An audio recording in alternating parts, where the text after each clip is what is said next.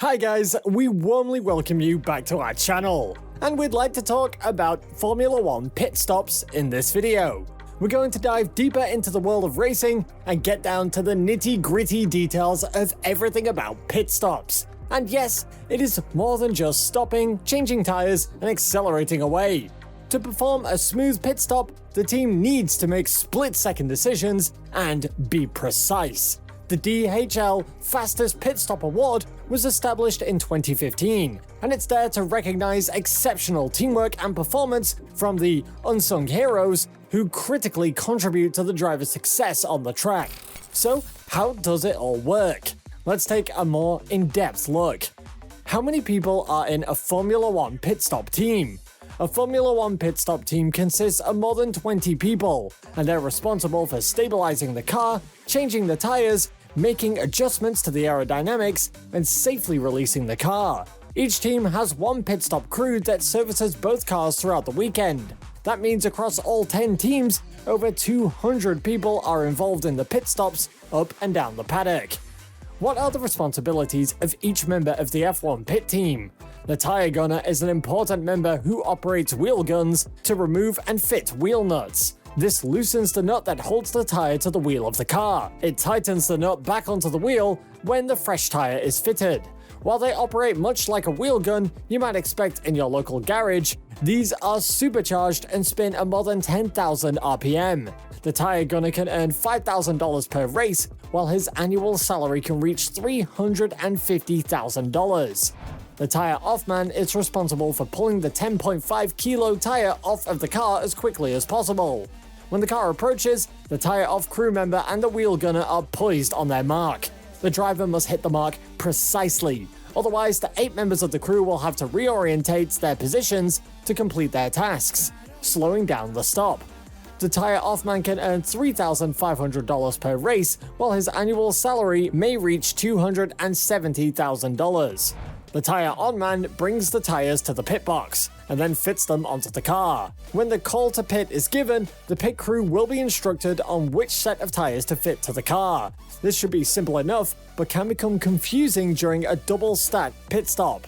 It is also vital to bring the tires to the box promptly. At the 2016 Monaco Grand Prix, the 4 tire-on crew members were sent running to Daniel Ricciardo's car while it was stationary, and the tires had been removed. This error cost enough time for the Red Bull car to lose the race. Once the vehicle had the tires removed, the crew member's job is to fit the tire as quickly and as smoothly as possible. The front jackman uses a particular piece of equipment to lift the car into the air from the front. They stand at the front of the pit box and slide the jack underneath the car's front wing. Applying their weight to the handle lifts the car into the air. The car's held in position while the stop occurs, and the front jack pit team member moves to the side and out of the way of the car. When the stop's done, the front jack releases and the car drops to the ground. The pit crew member then moves the front jack out of the way as quick as they can. The front jackman earns $3,000 per race, while his annual salary is around $150,000. The rear jackman is responsible for lifting the car from behind to change the rear tires. The rear jack is similar to the front jack and slots onto the indicator light at the car's rear. There's a backup rear jack just in case of failures. This member earns the same amount of money as the front jackman. The steadier side jack lifts the car into the air from behind or operates the side jack. When the jacks lift the vehicle from either end and off the ground, it destabilizes the car. These 2 members hold the car as still as possible around the cockpit area. However, they have another important role. When the vehicle picks up front wing damage and needs replacing, the front jack won't lift the car for obvious reasons. A side jack is then used in the chassis to lift the vehicle and change the tires. Front wing flap adjustment man applies aerodynamic changes to the front wing.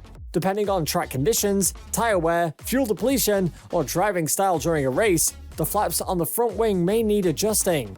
The driver communicates this to his engineers in turns. This relates to the flaps adjust, where a screw is turned on the front wing by a mechanic with a drill. This will alter oversteer and understeer depending on the driver's wishes.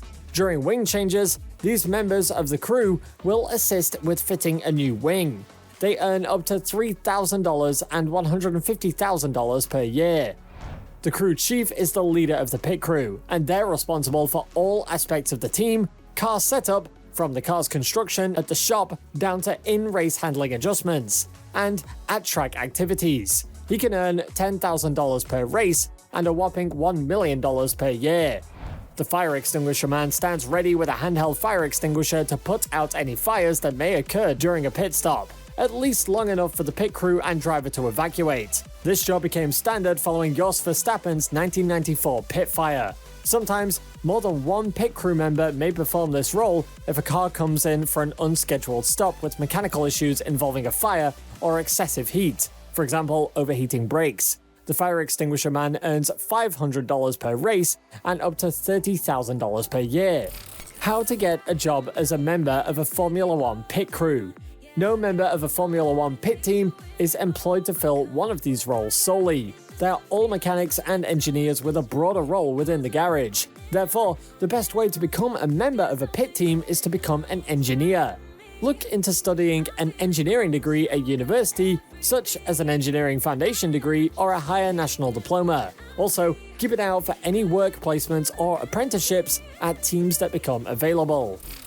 How does an F1 pit team train? Members of the pit crew need to be physically very fit. The tires weigh between 9.5 and 11.5 kilos and need to be moved at speed. Hours in the gym ensure that they're at peak fitness, as well as flexible and agile. It also requires strong mental strength, as so many riders on a good pit stop have. If just one team member is not at the top of their game, this can affect the entire race. Before a team heads to a race, they will practice pit stops at their factory. They will roll the car into a practice box and repeat a stop again and again. This engages muscle memory, so the stop is perfect time and time again. On a race weekend, teams will then practice the stop in the pit lane. This will help them to get used to things like the angle the car might come into the pit box. At each practice session, the teams will then perform a live pit stop. This involves the driver coming into the box at speed rather than being rolled and prepares the team for race conditions. But what about penalties? Drivers and teams can get penalties applied during trips to the pits and for mistakes and errors during stops themselves. 10 and 5-second stop-go penalties can be handed out, with mechanics having to wait for the penalty to be completed before starting work on the car. Despite the traffic light system, mistakes still occur and drivers can be released unsafely, coming close to hitting other cars, being let out of the pits with a loose tire, or narrowly avoiding rival pit crews. These often result in a time or stop-go penalties or team fines. We hope you enjoyed this video and it helped you to dive deeper into the world of Formula One pit stop teams. As you've probably guessed, this job is not easy and requires a lot of physical and emotional preparation. However, the team members earn a good salary, which is a perfect motivation to improve their skills. Thank you for watching, and stay healthy and happy.